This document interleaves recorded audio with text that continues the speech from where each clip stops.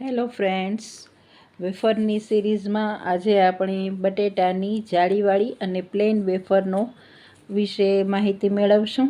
આના માટે ખૂબ જ સરળ રીતે મેં એક વિડીયો બનાવીને તૈયાર કર્યો છે.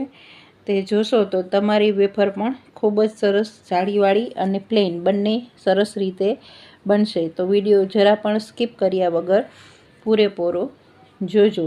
અહીં મેં વાસણમાં બટેકા લીધા છે અને પિલર અને ચાપુ લીધું છે અને પાણી ભરીને સાથે રાખ્યું છે. તમે પણ આવી જ રીતે કરજો. સાથે પાણી રાખવાથી બટેટા તમારા જરા પણ કાળા નહીં પડે. અહીં વિડીયોની સ્પીડ મેં થોડી વધારે રાખી છે. તમારે જાળીવાળી અથવા પ્લેન જેવી રીતની તમારે કરવી હોય એવી રીતનું તમારે મશીન લેવાનું રહેશે. પાણી ઉપર જ આપણે આ વેફરને ડાયરેક્ટ આપણે પાડી લઈશું. અહીં તમને બતાવી રહી છું કે તમારે લીટીવાળી કરવી હોય તો કેવી રીતે કરવી. આવી રીતે તમે જે સંચો આવે છે એવી રીતે એમાં લીટીવાળી પણ બનાવીને કરી શકો છો. અને જો તમારે જાળીવાળી કરવી હોય તો બંને સાઈડ બટેટું ફેરવતું જવાનું હોય છે. એટલે એક સાઈડ જે લીટી પડશે એની ઉલટી સાઈડમાં બટેટામાંથી જે ચેક્સની ડિઝાઇન થશે એટલે એ જાળીવાળી વેફર તૈયાર થશે. અહીં જે વેફર બનાવવાની છે જાળીવાળી, એમાં દરેક વખતે બટેટું ફેરવવાનું હોય છે એટલે હાથમાં લોહી નીકળવાના ચાન્સ વધારે રહેતા હોય. એટલા માટે મેં એક ટિપ્સ આપી છે કે અહીં તમે હાથમાં કોઈ પણ મોજું પહેરી શકો તો વેફર તમારી ઝડપી પણ બનશે અને જાળીવાળી બનાવવી હોય તો પણ હાથમાં વાગશે પણ નહીં, લોહી પણ નહીં નીકળે અને કામ તમારું ફટાફટ થશે.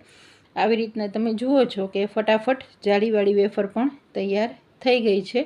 અને હું વધારે પડતી જાળીવાળી નથી બનાવતી, સાથે મારે પ્લેન પણ બનાવવાની હોય છે એટલે હું બંને સાથે જ બનાવીને રાખું છું. અને 2 થી 3 પાણી પણ સાથે હું લઈને રાખું છું.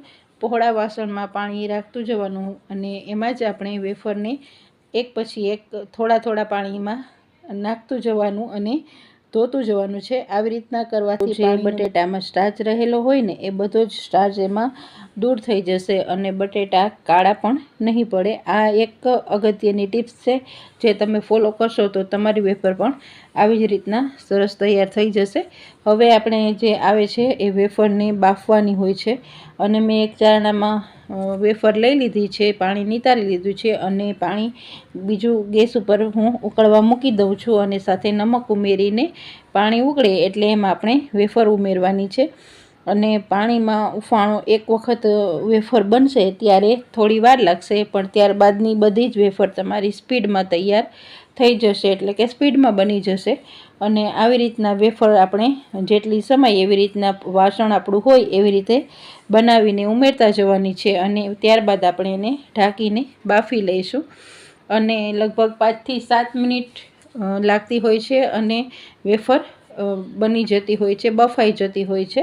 હવે આવી રીતના નીચે કાંઠો રાખી અને વાસણમાં પાણી નીતરે એવી રીતના રાખી અને વેફરને આપણે ઠારી લેવાની હોય છે અને પ્લાસ્ટિકમાં પાથરી દેવાની છે. આવી રીતના એકદમ પહોળી જ છૂટી જ આપણે વેફરને પાથરી દઈશું. મેં અહીં ઘરમાં પ્લાસ્ટિક પાથરી અને એની ઉપર જ વેફર સૂકવી છે. આવી રીતના છૂટી જ આપણે વેફર સૂકવશું તો ખૂબ જ આસાનીથી સરસ મજાની વેફર સુકાઈ જશે. અને ત્યારબાદ તમે બીજે દિવસે સવારનો તડકો આપી અને આ વેફર પહોળા વાસણમાં મૂકીને પણ સૂકવી શકશો.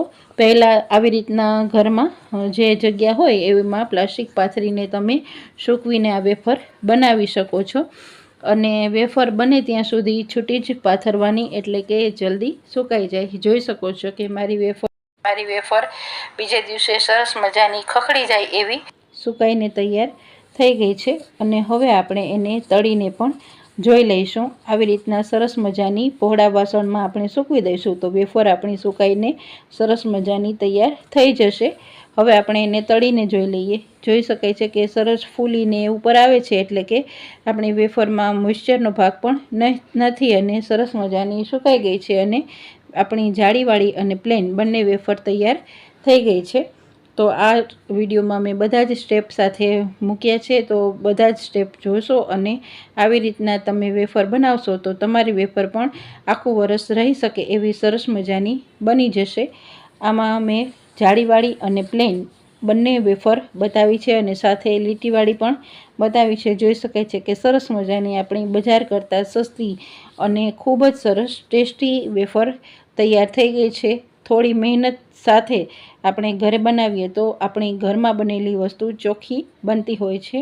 તો તમે પણ આ રીતને સ્ટેપને ફોલો કરીને વેફર બનાવશો. Thank you for watching. Thank you friends.